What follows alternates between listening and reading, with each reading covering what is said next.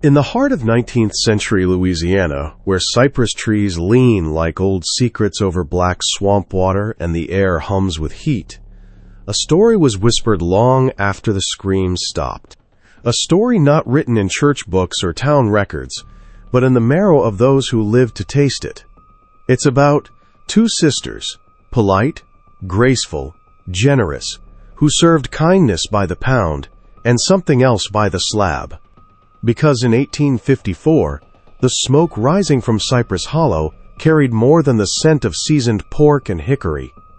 It carried a curse, a hunger, and the terrible price of turning a blind eye when dinner tastes too good to ask questions. This is the story of Holloway and Mabel Thibodeau, the Cannibal sisters of Louisiana. Before we descend deeper into the smokehouse of horrors, make sure you're subscribed to Holloway Archives, where true terror is found not in fiction but in what people chose to ignore. Hit that bell because some stories were buried for a reason. Now let's begin. The town of Cypress Hollow was little more than a clearing in the swamp.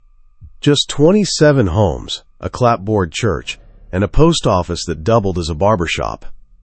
Most days the mud was ankle deep, the mosquitoes thick enough to darken the light, and the air so dense it felt like breathing through wet cloth.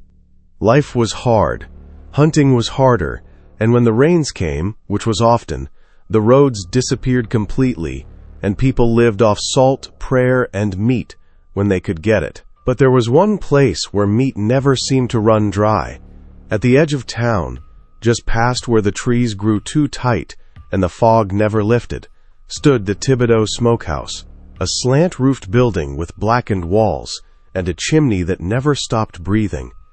It belonged to Holloway, the elder sister, sharp-eyed and graceful in her movements, and Mabel, younger, soft-spoken, and always seen with a ribbon in her hair and blood beneath her fingernails. The townspeople loved them. When a family lost their hogs to fever, the sisters would send smoked brisket neatly wrapped in linen. When a flood took down a cabin, they brought stew with dumplings so soft it brought tears. When the winter of '53 killed 24 chickens and all the town's deer vanished into silence, the Thibodeau sisters kept everyone fed. No one asked where it came from. The sisters claimed they had a secret supply line, a trapper cousin up in the north who sent barrels of salted meat. Others said they raised feral hogs in the deep swamp, where no one dared go. A few wondered, but not for long, because wondering meant hunger, and the sisters made sure no one went hungry. The smokehouse sat behind their cottage, a long, low structure with iron hinges and thick chains on the doors. It was always locked, except on smoke days when the chimney gushed thick black fog, and the scent spread like a spell over the village. People claimed they could smell peppercorn and garlic in it. But there was always another note, faint and metallic. Most ignored it. Only Father Henry, the newly assigned priest, flinched whenever he passed by. Inside the cottage, the sisters lived like ladies. Fine lace curtains, a piano missing only one key, a parlor with a portrait of their late mother, and an antique grandfather clock that ticked 3 minutes too slow. No men ever visited. No one ever saw livestock, and no one was ever invited to see what they stored behind the shed. But people noticed something else. Strangers came through town. Hunters, tradesmen, drifters, and they'd often visit the Thibodeaus for lodging or trade. The sisters, always kind, would offer them tea, a place to wash, and a warm meal. The strangers never left rude reviews. In fact, they never left at all. A merchant from New Orleans was last seen entering their cottage in April. A trapper from Arkansas was heard boasting about the price he'd get for furs, but his cart was later found floating down the creek, empty. The excuses always came easy. He probably took the river. She ran off with her lover. Men like that don't stay still. The town didn't investigate. After all, meat was on the table. Uli often walked through the village in her pressed skirts and dark gloves, delivering wrapped bundles to widows and mothers. Always smiling. always polite. Mabel stayed closer to the home, tending the smokehouse fires. Her apron stained red even before the slaughter was meant to begin. Children called her the quiet butcher. And in the evenings the smoke would rise again, black as ink, curling like fingers into the twilight, and Cypress Hollow would eat. They always ate. No one knew that beneath the smokehouse floor, behind a second hidden door, lay a trapdoor lined with hooks and a stone table with rusted restraints, and a journal with names written in red chalk, followed by dates and brief notes like tender thighs, slow bleed, or young, clean, little waist. Not yet. At this point in the story, all they knew was that the sisters had a gift for flavor and that their kindness never ran dry. When asked about the recipe, Uli would only smile. "Old family secret," she'd say. And the town would laugh, and they'd chew a little slower, and they'd wipe their mouths, and none of them, not even the priest, would ask where the bones went. Not yet, because hunger has a way of teaching people what to ignore, and gratitude, when fed with warm flesh and quiet comfort, becomes a form of collective denial. But Cypress Hollow would soon learn that the smoke didn't just rise from wood and spice. It rose from sins too tender to burn, and a secret cooked low and slow until someone finally tasted the truth. By midsummer of 1854, the town of Cypress Hollow was thriving in a way no one could explain. While neighboring parishes starved from drought and animal sickness, meat still graced every table in Cypress Hollow, juicy, tender, and always smoked to perfection. People praised the good fortune. They spoke of God's mercy, but few dared admit the obvious. There were no cows, no pigs, no deer. Not anymore. The town's hunters returned empty-handed, their dogs quiet, their traps untouched. Chickens had died off months ago from fever, and yet the townsfolk still ate ribs, loins, chops, and rich fatty stew served at every Sunday picnic. All of it, of course, courtesy of the Thibodeau sisters. Uli and Mabel seemed almost untouched by the hardship around them. Their skin glowed, their smiles never wavered, and they never asked for payment, only whispered prayers of thanks or perhaps a favor returned someday. People called them saints, angels. Some said their smokehouse was blessed. But Father Enrique, Cypress Hollow's newly posted young priest, was not so sure. He had been sent from Baton Rouge in early spring, tasked with re-establishing order and faith in this forgotten swamp parish. With only 2 years of priesthood behind him and a suitcase full of borrowed robes, he'd arrived optimistic. But the longer he stayed, the more that optimism began to rot into something darker.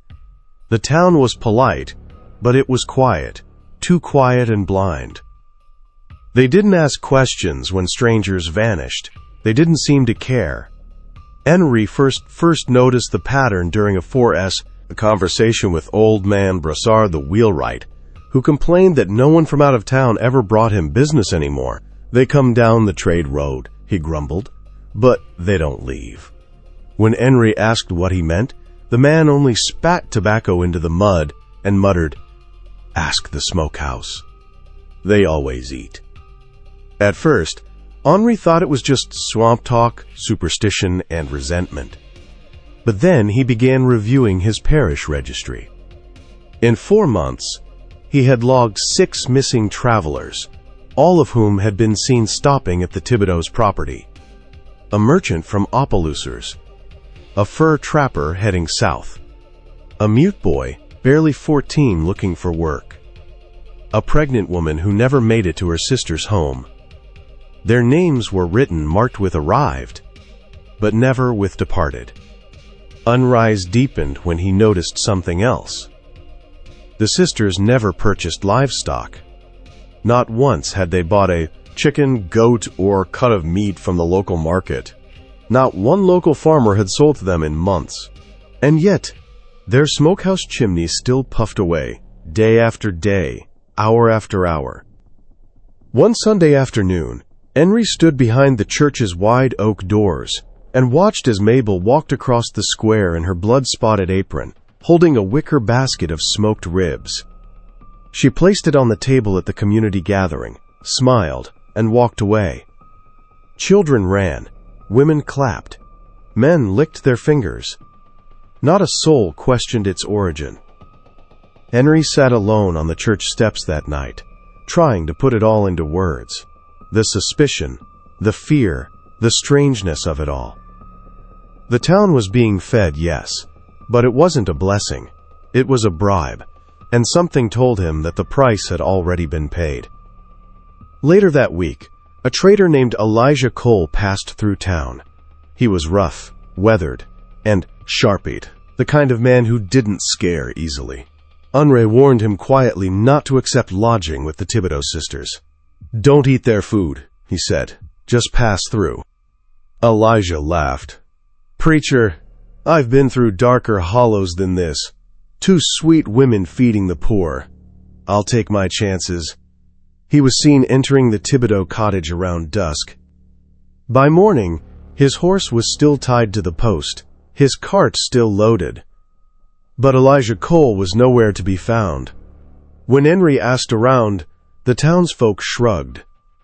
"Probably headed out early," someone said. "Probably caught the East Road," said another. But Unray had checked the East Road himself.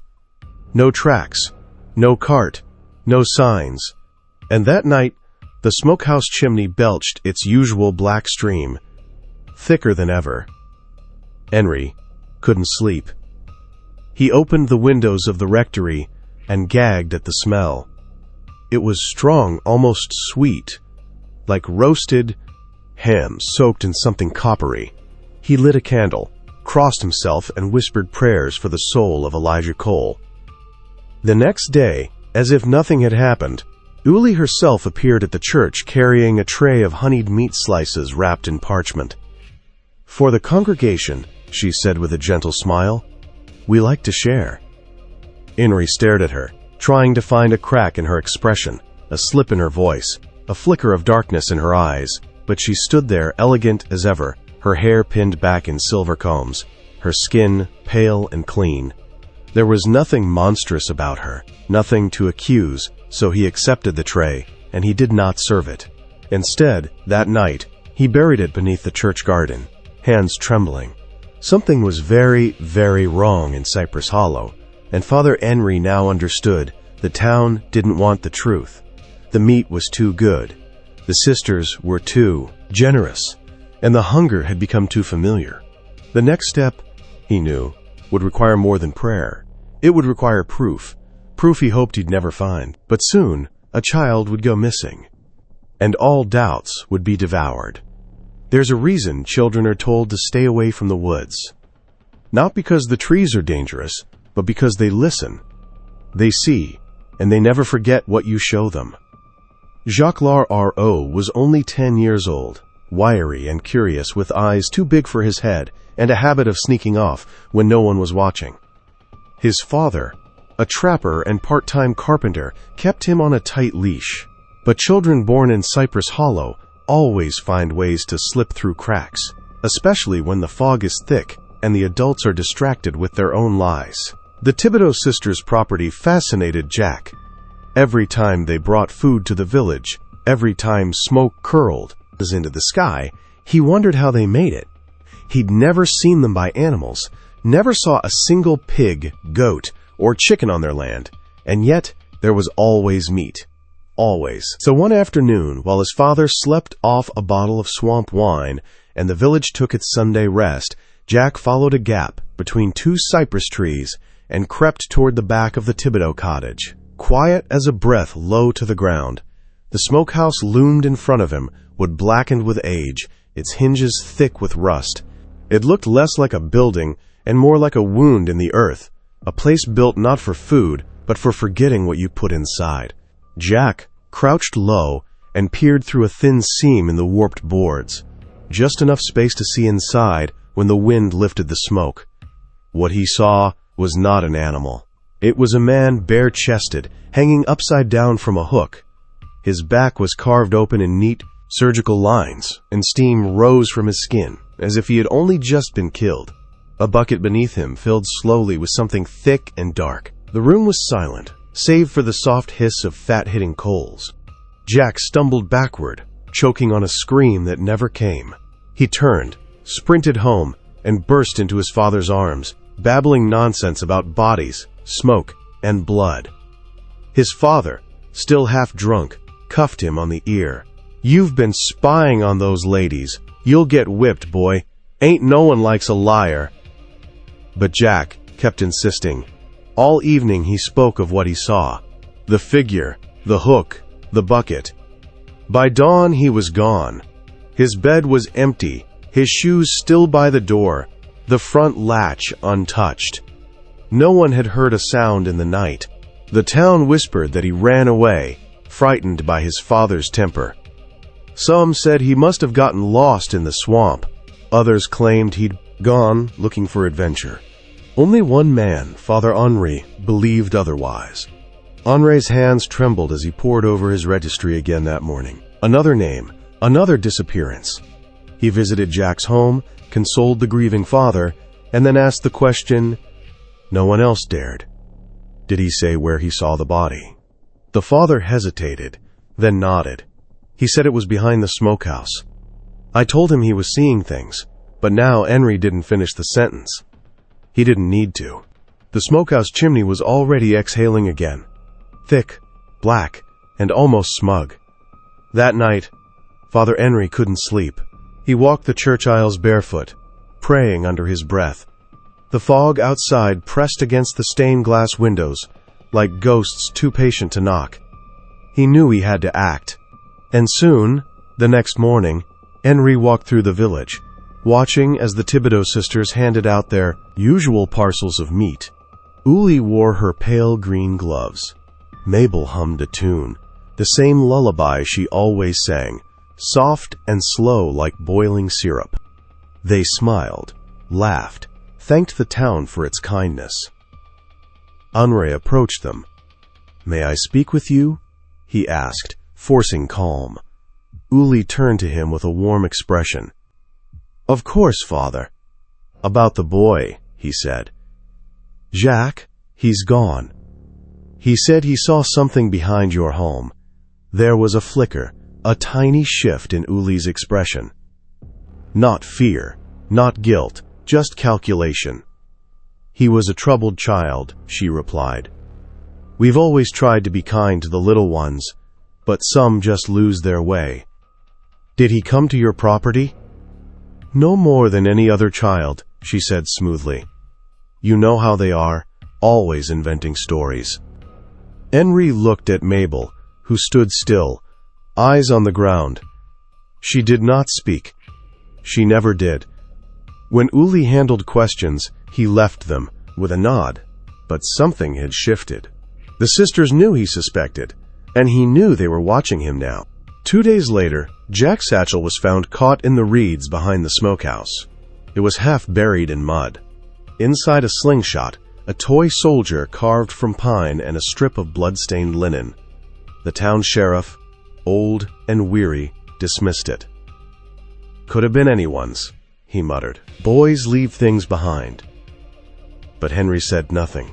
He simply walked home and stared at the candle burning on his windowsill, whispering prayers for a boy whose only mistake was looking too closely at what others chose to ignore. And still the smoke rose. Still, the town ate. Still, no one asked why the sisters never wept when children vanished. Because once you taste something too rich to forget, you'll do anything to keep your appetite from remembering what it cost. No one saw Father Henri on the morning. He chose to break into the Thibodeau house. The air was thick with swamp heat, the kind that clings to your neck like a whisper. Cypress Hollow moved slowly that day, dulled by sun and silence. And the sisters had gone to the market early, their baskets swinging, their smiles bright.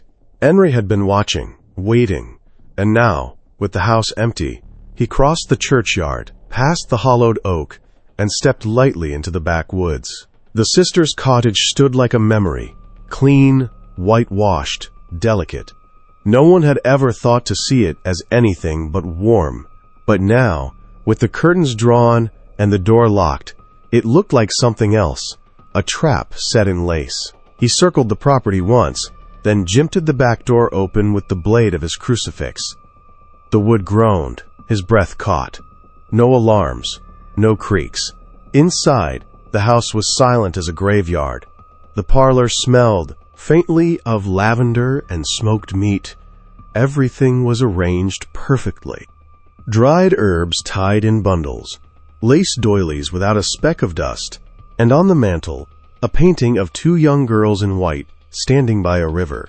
Henri didn't know what he was looking for, only that he had to find something. Proof. Something he could bring to the people. Something they couldn't ignore. He searched for nearly an hour. The kitchen, the bedrooms, even the pantry. Nothing. No hidden doors. No trapdoors in the smokehouse. No bones in the chimney. It wasn't until he noticed a loose board beneath the rocking chair in Mabel's bedroom that his hands began to tremble. The floor had a gap, tiny, deliberate. He wedged his crucifix beneath it and pried it up. And there, in the dark cavity beneath the floor, sat a single object, a leather-bound journal, weathered and slick with sweat. He opened it. The first page was written in beautiful, careful handwriting. This is not for God to read. This is not for guilt. This is only for remembering. Unreturned the page. Then another. His throat tightened. Each page listed a name, a date, and a note. Amos Talbert, April 1847. Bitter, too old, kept screaming. Hilda Ross, July 1849. Fat content ideal. Slight illness before, but didn't matter. Josiah Pine, May 1850. Strong flavor, took longer to soften. Worth it, Baby G. January 1851, would not stop crying. Waste of brine. The ink smudged in places. But the entries were clear. Every one of them was a person. Someone real. Someone gone. And on the final page, the ink still fresh, barely dried. Jacques Lar R.O., September 1854. Curious, too lean, but sweet and quiet. Didn't struggle much. Henri slammed the book shut. He could barely breathe. The air in the room felt colder. He wanted to vomit, scream, pray, all at once. But instead, he tucked the journal under his coat, replaced the floorboard, and left the house exactly as he found it. Back in the rectory, he locked the doors, lit every candle he owned, and sat trembling before the altar. He didn't know what horrified him more, that the sisters had done these things, or that they had done them so calmly, so beautifully, like artists keeping notes on their craft. The next morning, he walked to the home of Reverend Arnor, the aging pastor emeritus, who'd served Cypress Hollow before him. Arnor opened the door in a dusty robe, blinking like a man unused to visitors, and read him the journal. The old man read for a long time, page after page, then stopped when he saw the entry for Tobias Arnor, November 1838. Henri saw the color drain from his face. "That was my nephew," Arnor whispered. "We thought he drowned." "He didn't," Henri said. There was nothing left to say. Word spread fast, but not loud. Whispers began in the market, murmurs at the well. Women held their children tighter. Men glanced at the smokehouse chimney with an ease, but no one confronted the sisters. Not yet. That evening, Uli and Mabel returned home to find their floorboard nailed unevenly. They said nothing. But the next morning, Father Henri found a fresh parcel of smoked meat waiting at his church door, wrapped in wax paper and tied with a red ribbon. No note, just one small bone-white button resting on top. It was identical to the one Jack had worn on his shirt. Henri didn't touch it, didn't open the paper. He burned the entire package in the church garden, the smell rising with the night fog. The next day, The smokehouse chimney was darker than ever. And this time, even the townsfolk started to look up. Harvest came late that year in Cypress Hollow. The fields yielded little, the fish barely bit, and the game disappeared into the deeper woods. The swamp air was heavier than usual, sticky, bloated, and thick with the scent of rot and decay. And yet, the Thibodeau sisters prepared a feast. They always did. Every year, on the last Sunday before the flood rains returned, the parish gathered behind the church under lanterns and patchwork canopies. Families brought what they could: a jug of molasses, some hard biscuits, an old fiddle. But the main dish always came from Holloway and Mabel.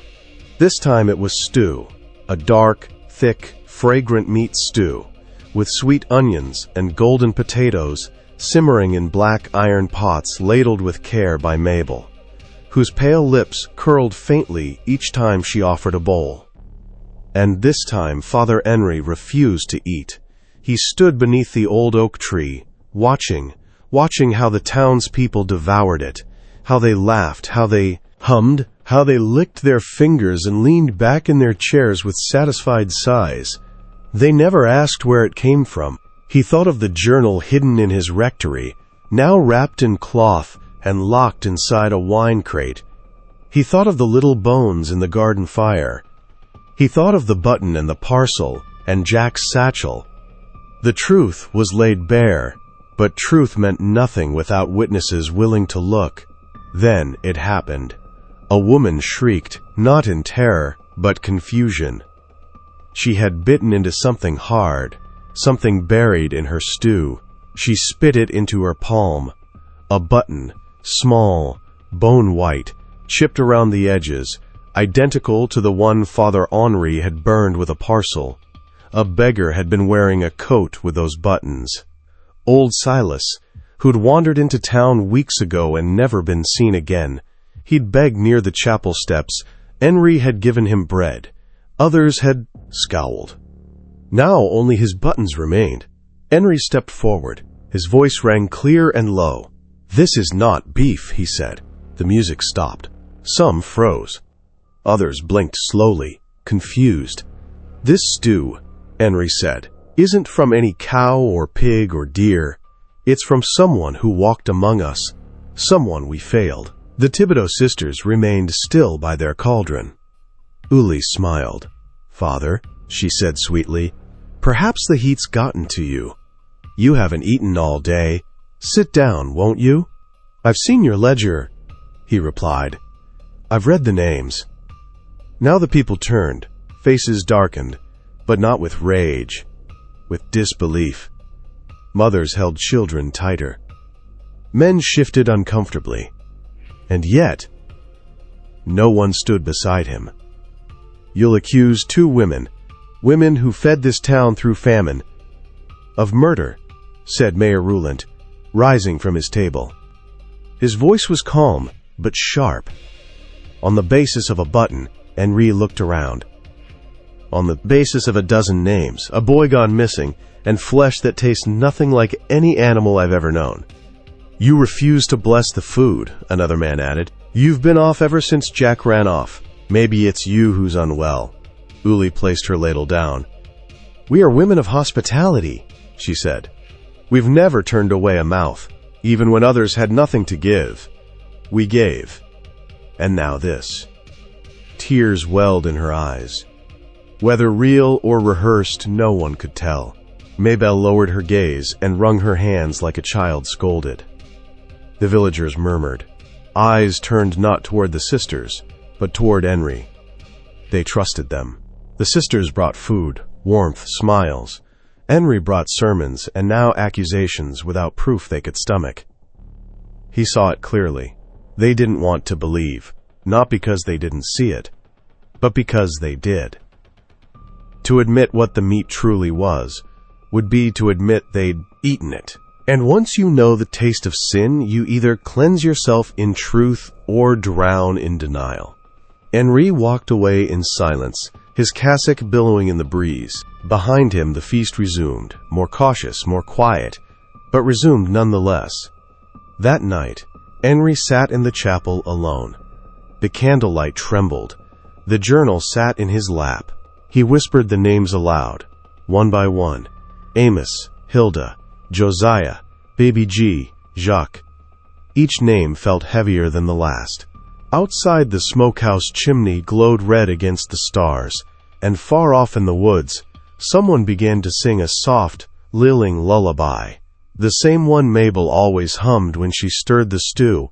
There are moments in a man's life when faith is not enough. By the third night after the feast, Father Henry had understood something terrible. Cypress Hollow had made its choice. They would not rise. They would not accuse.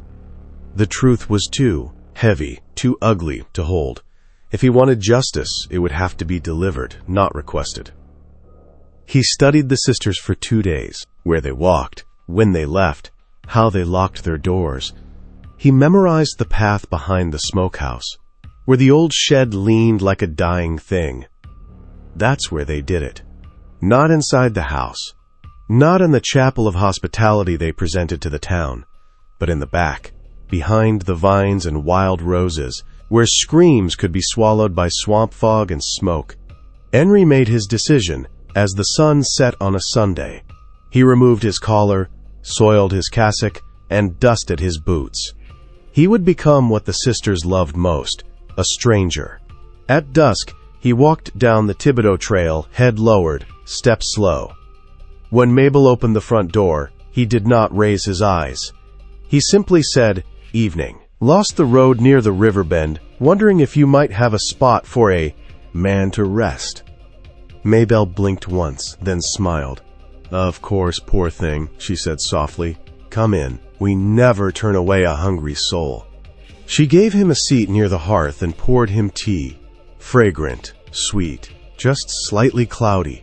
The kind of sweetness that coats the tongue too long. Henry knew what it was. Laudanum crushed valerian, maybe even belladonna.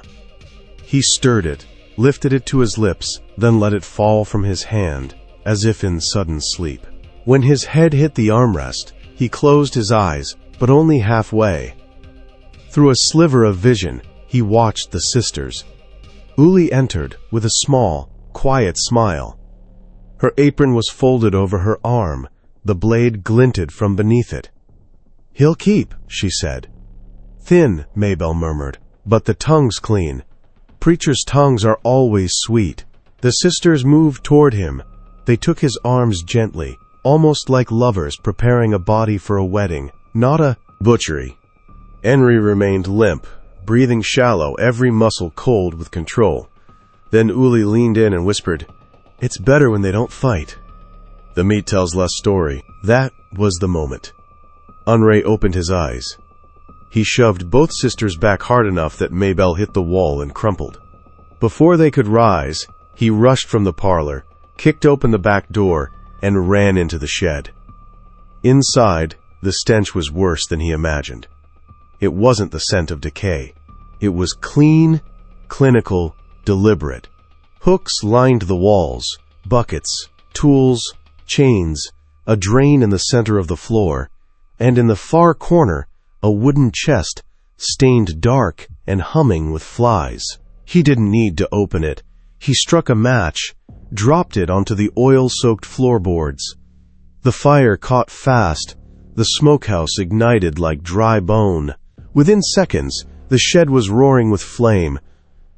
Henri stood outside, his eyes burning, his skin hot, but he did not move. From inside the shed came screams. Not of animals, not of women, but of the many voices buried beneath years of smoke and silence, and rising above them, the wailing of the sisters, high and furious, echoing through the hollow. "You stole our flock. You stole our blood." Henri staggered back as the roof collapsed. Embers rose into the night sky, glowing like dying fireflies. The townspeople, alerted by the flames, came running, some with pails, some with pitchforks, others only with breathless horror. They stood and stared as the smokehouse burned itself clean. In the aftermath, nothing was said aloud. The next morning, no one asked questions.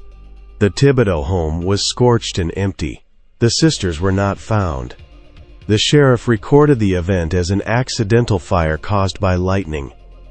No investigation followed, but in hushed corners people whispered what they saw. The tools, the screams, the stench, and though no graves were dug, the guilt was buried deep. Father Unre left the town quietly 2 days later, his journal and a singed Bible packed in a cloth sack. Behind him, Cypress Hollow began to rot slowly from the inside. But not all fire purifies. Some fires expose, and this one had revealed what no sermon ever could. The fire was supposed to be the end, but when the smoke cleared, Cypress Hollow learned that some endings only reveal what should have never been hidden. By dawn, all that remained of the Thibodeau sisters' shed was a blackened rib cage of wood and ash. The smokehouse, once the pride of the town, collapsed into a pile of charred ruin, its chimney still coughing faint tendrils into the pale morning sky. And beneath it, beneath the floorboards, beneath the lies, the earth split open. The townspeople came slowly at first, a few at a time, the brave, the curious, the ones who still hoped, even now, that Father Enrai had been wrong.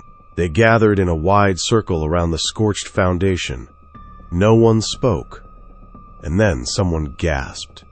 A child's rib cage, scorched but intact, had risen from the softened ground like a relic reaching for air. Next to it, a femur the size of a grown man's forearm. A blackened skull, its jaw frozen open, and beside that, a ring, gold, dented, and unmistakably engraved. Martha Lluvia fell to her knees. She reached into the ashes and lifted the ring with shaking fingers. "My brother," she whispered. "That's Jacob's ring, the one our father gave him when he turned 17. He went missing 13 years ago. They said he drowned." She looked up, her eyes wild.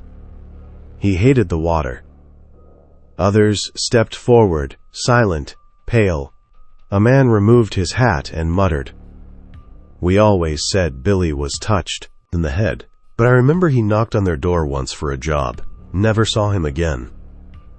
A woman clutched her apron and whispered, "My aunt. She came visiting from Baton Rouge. Stayed with them 2 nights. Said the meat was so tender she had never tasted anything like it. Then she left. Or so we thought." Another voice. "I found a shoe once in the creek behind their land. Still tied, too small for a man." One by one, the town began to remember. Memories they'd buried. Questions they'd silenced. Gut feelings they dismissed as nonsense. But the fire had done what no preacher, no journal, no confrontation could accomplish. It unearthed the truth, bone by bone. Father Henri stood apart from them, his back to the chapel wall, watching it unfold. He didn't speak. He didn't move. This wasn't a sermon. This wasn't justice. It was grief, and it was collective. Soon the sheriff arrived, face ashen, hands trembling. He stumbled through the wreckage and said too loudly, We'll sort through all this, identify what we can, give them a burial." But everyone knew there were too many bones, too many pieces, too many names forgotten. At one point, the gravedigger stopped counting, but not before reaching 30. In the center of it all, Henri saw something strange. A wooden box, half burned but untouched by flame, unearthed by the heat. He stepped forward and knelt beside it. Inside were dozens of small trinkets, brooches, handkerchiefs, shoe buckles, rings, eyeglasses, items no one would miss individually, but together they told the story. Trophies, memorials, proof that the sisters had not just killed for survival, but kept pieces of their victims, like tokens of devotion. Uli's delicate handwriting was carved into the lid. We remember them in flavor, not in name. Henri closed the box, slowly, and whispered, "Lord, forgive what no man can forget."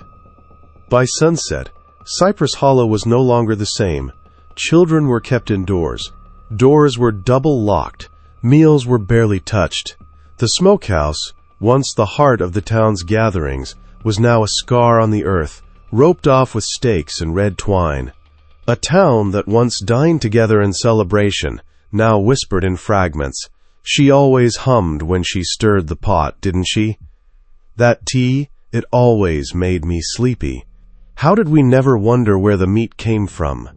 The truth had burned through, and now it festered. Not because it was over, but because they had all tasted it, and no amount of prayer could cleanse the mouth of the dead. That night, Father Henry knelt alone before the altar. He lit 11 candles. He whispered 11 names aloud, some from the journal, some he knew from town, some who never made it into any book. And as the flame flickered, he wept. Not just for the dead, but for the silence that had let it happen. He whispered, "Their bones are not just beneath Cypress Hollow, they are beneath our hearts, and we let them rot there." The wind picked up outside. A faint cry echoed from the woods. Not a ghost, just memory. But sometimes, memory is louder than the grave. Some stories die with the fire, but not this one. The flames that consumed the Thibodeau smokehouse in the summer of 1854 may have devoured the flesh, the walls, and the secrets buried beneath the floor, but they did not destroy what lingered in the mouths of those who had feasted there. They did not burn away the shame. In the weeks that followed, Cypress Hollow became a town of whispers. The laughter that once poured from porches during supper vanished. The clatter of spoons in bowls quieted. Even the dogs grew silent when the smokehouse ruins were near, and no matter what meat was served, venison, rabbit, duck, nothing tasted the same. Because now everyone wondered. Father Unre stayed just long enough to preside over 11 burials. Simple wooden crosses planted in a field that was never blessed, only stared at from a distance. He kept no journal, gave no final sermon. When asked why he was leaving, he gave no answer. He simply walked down the hollow road into the mist, carrying only his Bible and a weight no man should carry. But Unre could not outrun the story. Wherever he went, Savannah, Baton Rouge, Mobile, people would eventually find him, not because they knew his name, but because of what they felt around him, a presence, an unease that hung in the air like woodsome smoke long after the fire. In every town it was the same. He would rent a small room at the edge of town. He'd stay only a few nights, and always someone dreamed. It began with a scent of smoked meat, rich, familiar, nauseating. Then the dreams turned darker. A child's voice, a set of small teeth in the palm, a cellar door that wouldn't stay shut. More than once, a boarding house owner would bang on Unre's door in the dead of night. "You were screaming."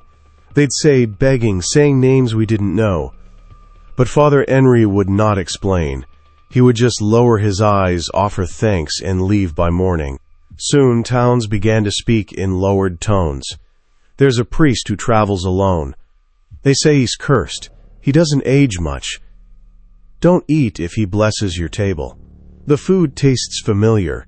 Meanwhile, Cypress Hollow withered. The vines overtook the road. The chapel closed. The smokehouse ruins were fenced off, but no one dared touch them. The sheriff moved away. The market went dry, and the last child born in the town cried for a week and never opened his eyes. Eventually, the map makers stopped including it altogether, but those who once lived there remembered, and they carried that memory like a second tongue, one that twitched whenever meat hit the pan, one that recoiled when smoke rose too thick. In private, many confessed to Father Unre in the years to come. "I liked it," one man whispered, drunk and ashamed. "I didn't know, but I liked it." Another, "I still dream of her Uli. She's holding a plate and smiling. And perhaps worst of all, sometimes I miss the taste." In the final years of his life, Father Henry returned only once to the hollow. He walked through weeds that came to his chest. He found the 11 crosses weathered and rotted. He lit a candle, set it in the earth, and spoke only 4 words: "May you be forgotten." But as he turned to leave, he heard it. Not a voice, not a ghost, just the wind through trees, and in it a faint humming, like a woman stirring stew. They say that even now, if you stand where the Thibodeau smokehouse once stood, and the mist is low and the moon is pale, you'll hear it too. The humming, the whisper of knives, the sound of chewing. Some even claim they've seen two figures in the fog, one tall, one stooped, moving through the trees with baskets in their arms. And others swear that in nearby towns, meat sometimes goes missing from butcher stalls, and someone always buys smokewood. The story of Cypress Hollow was never written in books. It's not taught in schools or carved into any stone, but it lives in whispers, in rumors, and in the mouths of those who ate too eagerly, who praised the tenderness before questioning the source. The sisters are gone, but the taste never